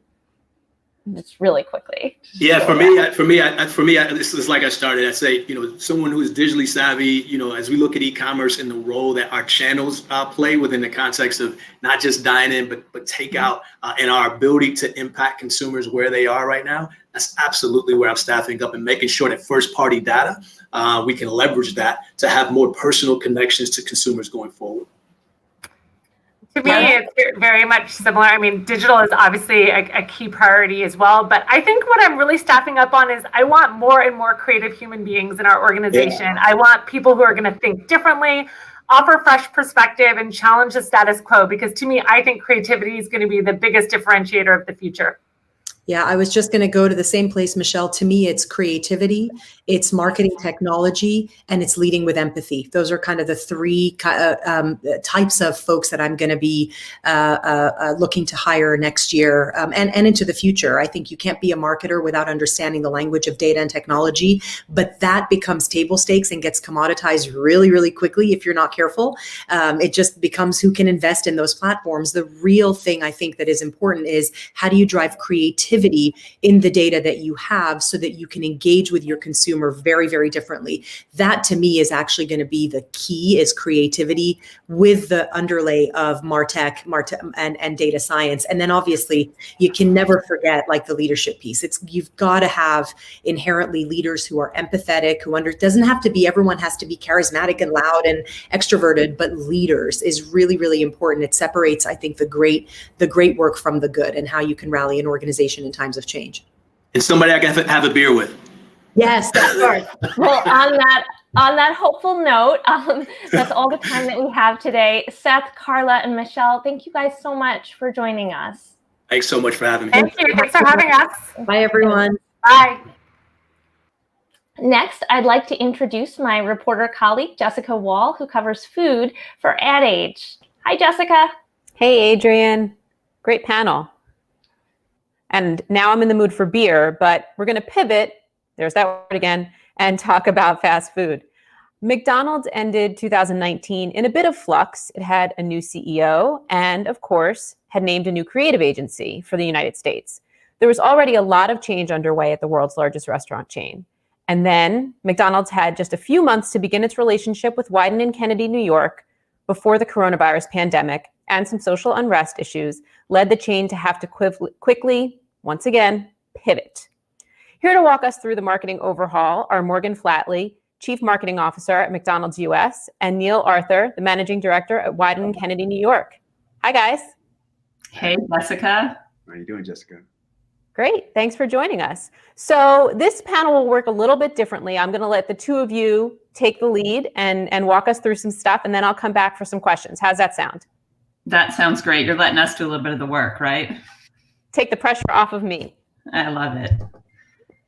Great. Thank you. And I'm just going to kick us off. First, let me say, Jessica, and to the whole group, just what an honor it is to be here. I think Neil and I are both really flattered that we get to come and talk about the journey we've been on at McDonald's in partnership with Wieden and Kennedy. So we're going to jump right in. As Jessica said, we've got a little bit of a case study that we're going to talk you all through. And before I do that, I should just say we've been just so humbled and honored by the award of being on Ad Age's top 10 list. And I can speak on behalf of all of our agency partners, the marketing team, the corporation, and our franchisees that we're kind of pinching ourselves right now. So it's fun to be here and talk about it. We're going to move through this really quickly so we can get to the Q&A with Jessica. But if you flip to the next slide, I did just want to start. It always staggers me a little bit, just kind of the size and the scale of McDonald's and the journey we've been on around marketing transformation. But just a few stats on here that I think put a pin on that. I mean, we've got 39,000 restaurants globally, 14,000 of which sit in the US. And we serve, roughly 25 million customers every single day in the US. And you just think about the opportunity to interact with all those customers and the role marketing can play as we really think through a customer first lens. The other point on here is just, we think about our customers that we serve, but also our crew. And 1 in 8 US workers has been employed by McDonald's. So especially through the pandemic, we've been really trying to think with great empathy through the lens of our crew as kind of a critical customer. If we flip to the next slide, before we get into marketing, I think it's important to just set the stage on what we've been going through on the US business over the last few years. And it's really been a pretty significant transformation starting in 2017, really touching all aspects of our business. The first is, real focus on improving the quality of our food, the ingredients and the food we serve to our customers. The second area was how we think about that customer experience. And that included everything from remodeling every single one of those 14,000 restaurants to modernizing them with kind of a pretty strong digital footprint and backbone as we look to where the world is today.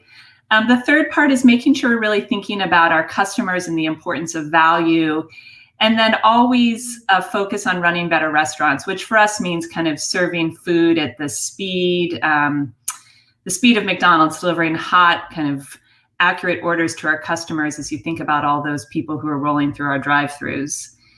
But that sets up kind of the next slide, which is the marketing challenge. And as we went through this transformation over the last few years, we started to recognize in 2019 that our marketing wasn't really keeping up with all we had invested in transforming the business. And that ultimately led to a brief into Wieden & Kennedy with, two challenges, actually, if you go back for a second. The first is, despite all these changes we had made to the restaurant estate, to the food that we were serving, to the customer experience, customers weren't really seeing that difference. And I think at the end of the day, that comes down to how our marketing message is being served up.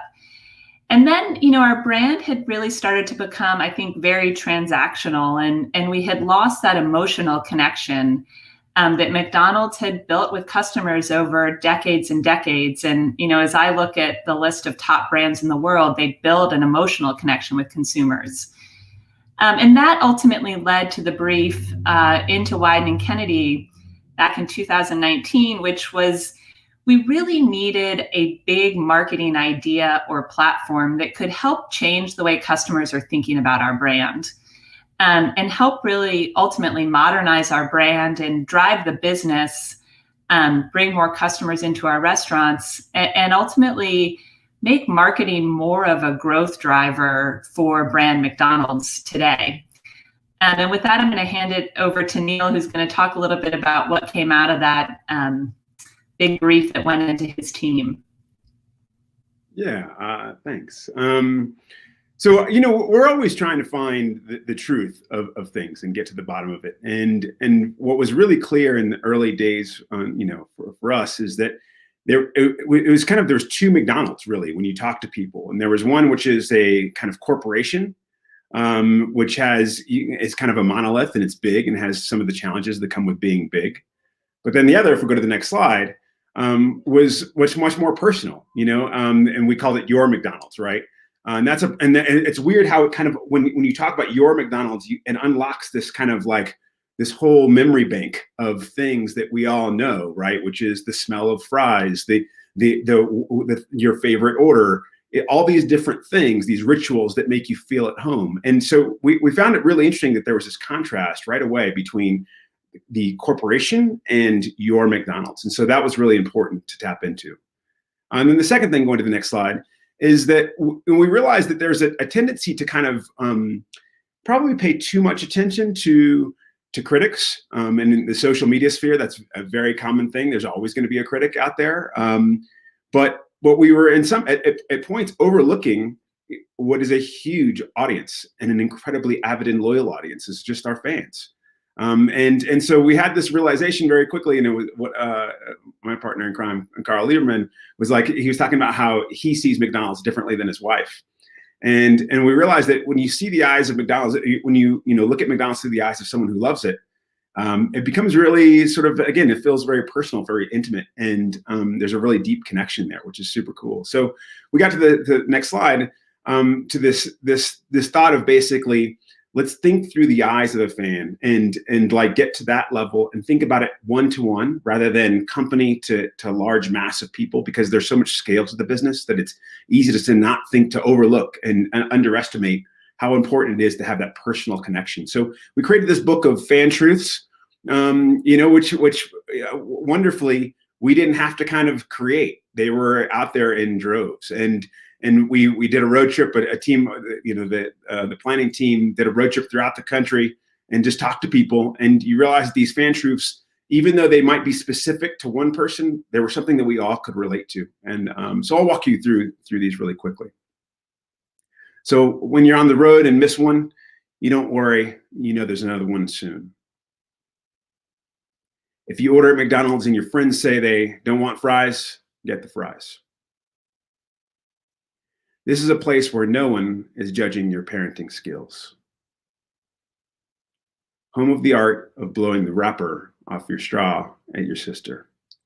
And so there's just like loads of these, and there's this book is 1,000 pages long at this point of just all these things that we all know to be true. We've experienced it, and you have so many memories that are associated with McDonald's. And even though I might like my quarter pounder with a certain way, I know that there's somebody else who can relate to that. We talked about cheese in the wrapper and all these little idiosyncrasies that make it so special. So we really lean into that and I'll show you some work that's a reflection of where that came from. Creamy ranch, sweet and sour, spicy buffalo, tangy barbecue. Each McNugget, a chance to diversify your sauce portfolio. Ba-da-ba-ba-ba. If you're ordering McDonald's, and your friend says fries, get them the fries. Or else your fries will be their fries. Ba-da-ba-ba-ba. That's one of my favorite ads. I mean, I just think as Neil talks about these fan truths, any of us who have eaten McDonald's fries can relate to, your friend reaching over and grabbing a few and you being particularly frustrated they didn't get their own. So it's been triggering those memories that's been part of this transformation that we've been on this year. But what we wanted to now shift to is this idea of famous orders, which ultimately led to the Travis Scott and J Balvin programs we did this fall. But it actually started with an idea early in this brief that we sent into Wieden and Kennedy, talking about fan truths and this truth that even the biggest celebrities, no matter how famous you are, you have your go-to McDonald's order. So all of us know what our go-to order is. And what was fun, right before the Super Bowl, we polled a number of big celebrities and a number of people who were actually playing in the game last year to get their order, which led ultimately to a great piece of creative that ran right before the kickoff. And so let me play that before we get into the Travis Scott and J Balvin program.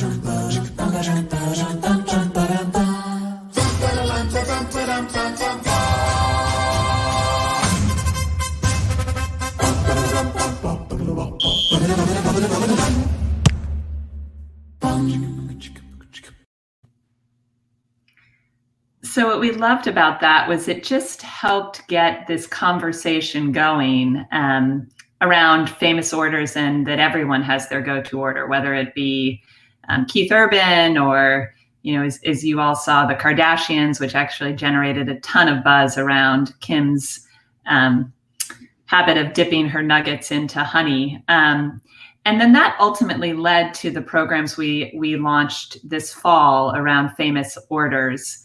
And just the genesis of that was we had a pretty sizable investment we wanted to make coming into the fall to really jumpstart our business coming out of the summer and much of the quarantine and lockdowns that we all experienced. And we felt, is there a way to, trigger more relevance for the brand, get more customers into our restaurants and ultimately drive more, I'd say, kind of talk value around the brand. And we, reached out obviously to Wieden and a number of our agency partners and said, help us think through ideas that could really help jumpstart the business and get us back in the cultural conversation. And that ultimately led to the Travis Scott program, which we'll share a video on in just a minute. But the heart of this was really leaning into celebrities who have great love and affinity for our brand. And that's both Travis and Jay, love McDonald's, and the authenticity of that truly came through in the work and also in how they partnered with us. I mean, they both played a heavy hand in the creative. If you followed the program at all, they were super engaged in social media, which helped drive a lot of the buzz and engagement we had. And so this was as much about picking the right celebrity who truly loves the brand and could talk about it authentically. And that's what ultimately, I think, helped jumpstart our business in the back half of this year. With that, I've got a good video. Every case study needs a good video to bring it to life. So this will probably do more than I can even say. I'll have you guys play this next video.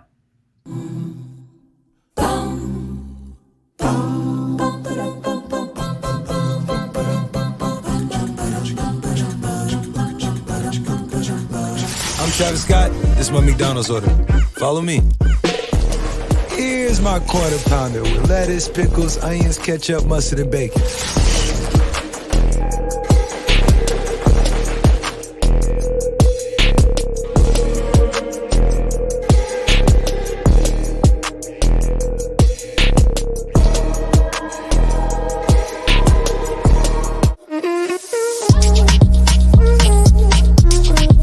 Papas fritas medianas.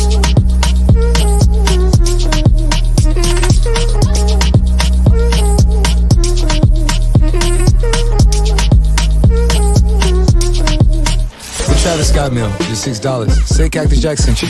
El J Balvin meal. Ordénalo por el app de McDonald's. Y el McFlurry te lo invito yo. So I think just in closing, Jessica, before we flip it over to you, Neil and I wanted to just touch for a minute on partnership. And I think, these ideas ultimately come from just great partnership between us and Wieden and Kennedy, New York. And they have really helped, as you guys saw at the beginning of the presentation, just push us into a new space in terms of our marketing and really challenge us and how we're thinking about creativity and how we're connecting with our fans. And Neil, I don't know if you have anything to add on that one.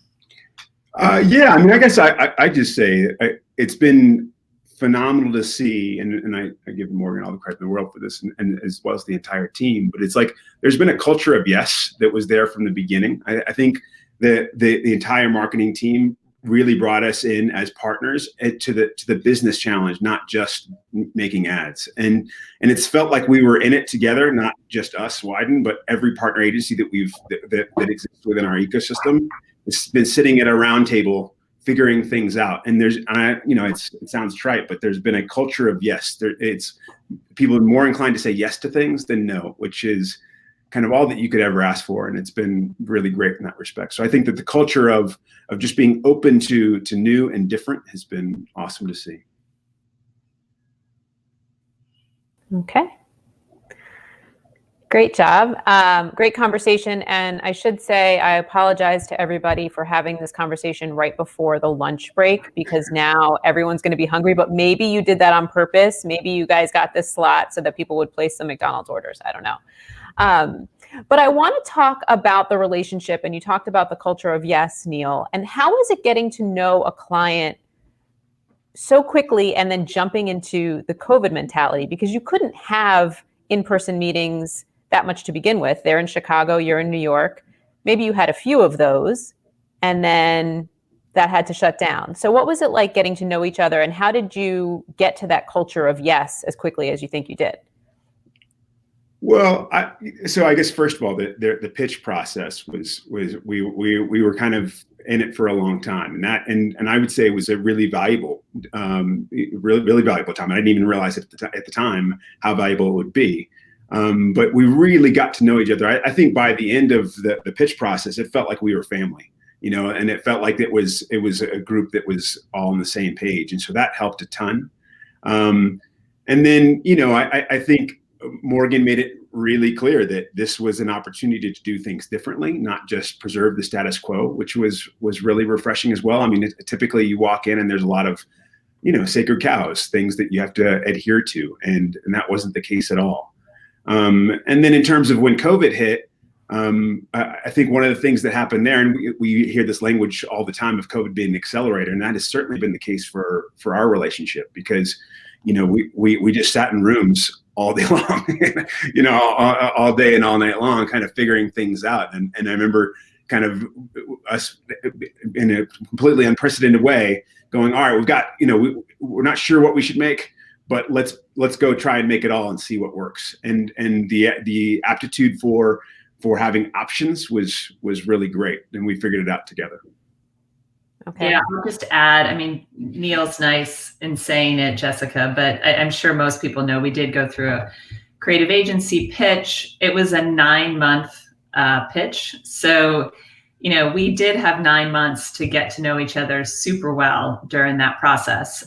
So even though the transition didn't actually happen until Q4 of 2019, we had spent a lot of time together during the pitch. So that probably really helped. And then, I'll just say, I mean, part of the magic of, I think, working with Wyden is they just break down barriers and hierarchies. So we would, in the heart of COVID, when we were trying to figure out what's the right message to put on air now, we'd be on the phone and they'd just be presenting work kind of real time. There was no process in it. And that helped us kind of make decisions, I think, very quickly, and then go produce it. I mean, as Neil said, we were kind of trying a lot of different things to gauge where the customer was, in those early days where there was so much uncertainty. Okay.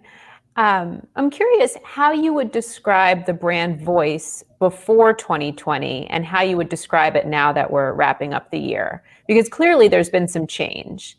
How would you both describe it now, before and after? I can start, Neil, and I'll let you jump in. I mean, I think, but where I think the brand voice is today is it's much more human.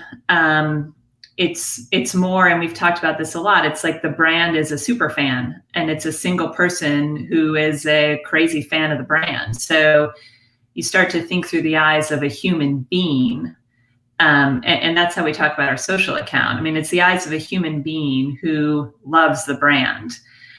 So it's human, it's self-deprecating, it's empathetic, it's funny. And before, I think we talked a little bit through the voice of a corporation, and that made us more standoffish. It made us more reserved. It made us more polished, I think, in how we spoke.